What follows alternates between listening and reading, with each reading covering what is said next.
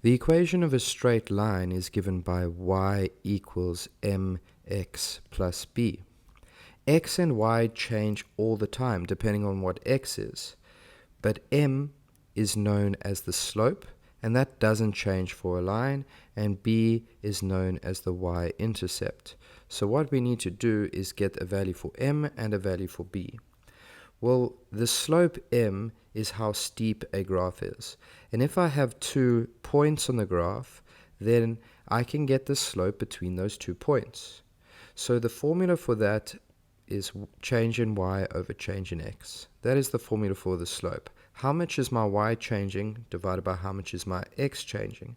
And that can be represented as y2 minus y1 divided by x2 minus x1, where these are the x and y values of points 1 and 2. So let's label each one. Let's call this point 1 and this point 2. It doesn't matter which one you call 1 and 2, just make sure the x and the y values are connected. So I will call this one x1, I will call this one y1, and I will call this one x2, and I will call this one y2. So let's substitute into the formula, and I should always substitute using brackets, especially if negatives are involved. So y2 is equal to 8, and y1 is equal to 4, and x2 is equal to 5, and x1 is equal to 3.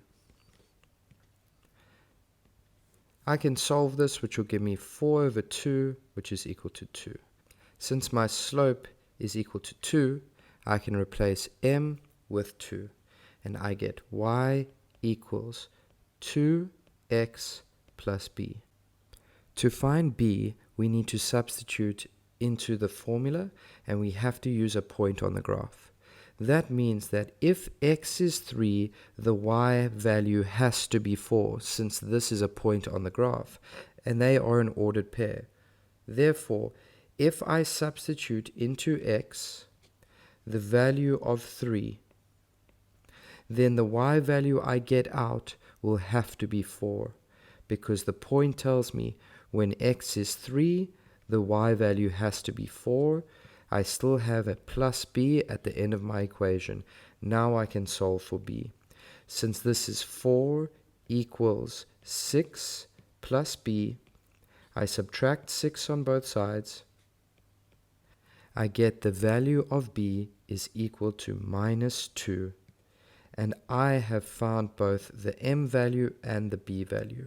Since b is equal to negative 2, I can replace b with negative 2.